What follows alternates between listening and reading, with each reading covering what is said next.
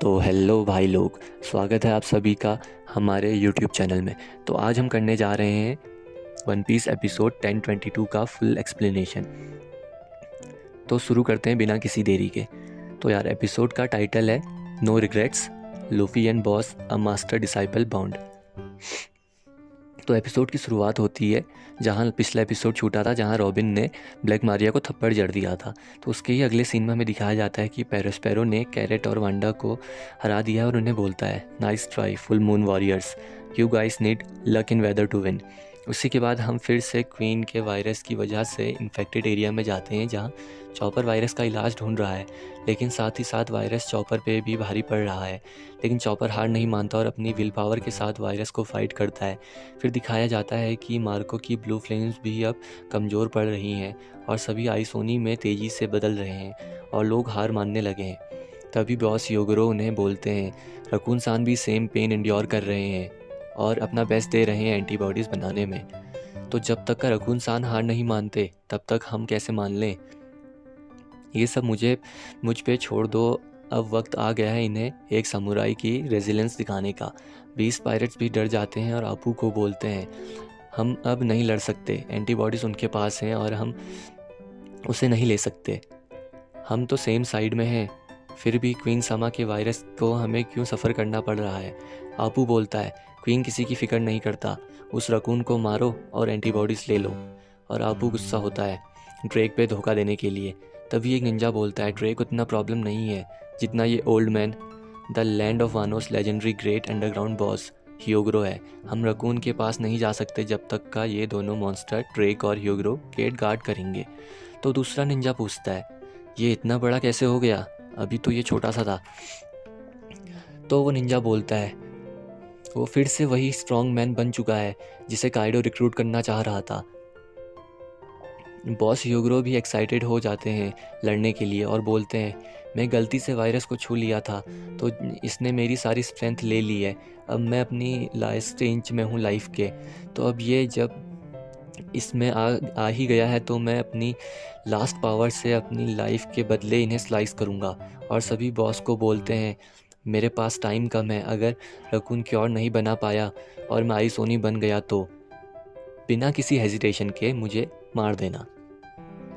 तभी farmer मीमावारी गुमी member boss को challenge करते हैं, लेकिन बॉस उन्हें एक ही बार में मार देते हैं और अपू उन पर अटैक करवाता है, बोलता है कि हम इन्हें नंबर से ओवरवेम करेंगे। उसी वक्त बॉस ओडन को याद करते हैं।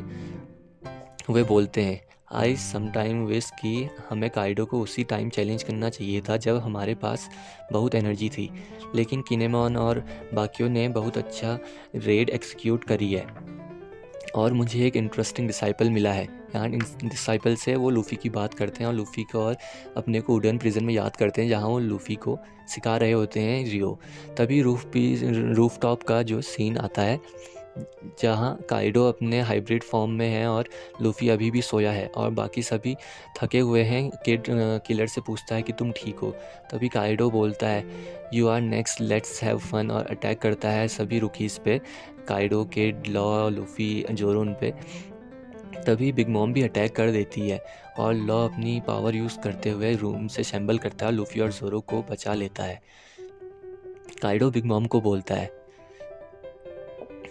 मेरे रास्ते में मत आओ, और बोलता है कि ये दोनों अपने आप में और लॉ बोलता है कि ये दोनों अपने आप में ही बहुत स्ट्रांग है, अब एक साथ इन्हें हैंडल करना बहुत मुश्किल है। और हम देखते हैं लूफ़ी उठ गया है और फाइट करने के लिए तैयार है और फुल स्ट्रेंथ में, फुल जोश में है। फिर दिखाया जाता है बॉस ह्यूगोरो, आपू और सभी निंजा से लड़ रहे होते हैं। उतने में क्वीन बॉस पर अटैक कर देता है। तभी मार्को क्वीन पर अटैक करता है और बोलता है, तुम्हारी लड़ाई मुझसे है, तुम समुराई को मुझे मारने के बाद अटैक करना। उतने में मार्को किंग पे भी अटैक कर देता है और किंग को बहुत तेज़ी से मार के एक कमरे में फेंक देता है। और उतने में ही क्वीन भी दोबारा आया था, तो मार्को क्वीन को फिर से मारता है। क्वीन उड़ते हुए बहुत दूर लाइट की स्पीड से जाता है। तो मार्को बोलता है, it's quite hard to stall to with bounties of over $1 billion. और फिर हम देखते हैं कि पेरोस्पेरो भी अंदर आ चुका है और वो काइडो को, मार्को को थका हुआ देखता है और हंसने लगता है। और हम क्या देखते हैं कि फाइनली चॉपर ने एंटीबॉडीज़ बना ली है और अब उसे एक गिनी पिग चाहिए ताकि वो चेक कर सके कि मेडिसिन वर्क करती है नहीं करती। तो वो खुद पे ही उसको टेस्ट करता है और जो डॉक्टर उसके पास होते हैं उनसे बोलता है कि तुम मेरे को क्लोजली ऑब्जर्व करो।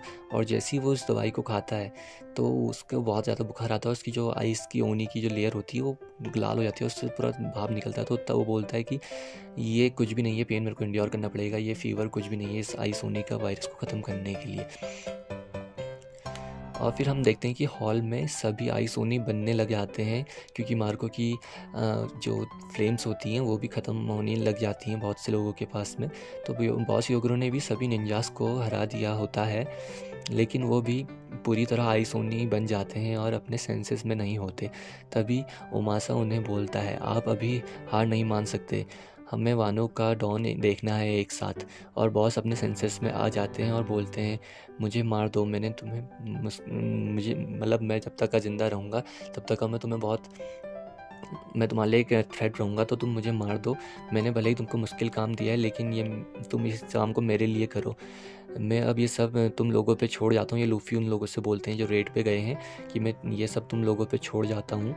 आई हैव नो रिग्रेट्स। और उनको जो है अपनी लाइफ से कोई रिग्रेट नहीं होता है।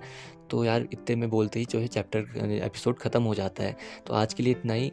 वीडियो कैसा लगा कमेंट में बताना। वीडियो को लाइक करना, शेयर करना एंड सब्सक्राइब करना है। आपका एक सब्सक्राइब मेरे लिए बहुत मायने रखता है। So that's it guys, thank you for watching.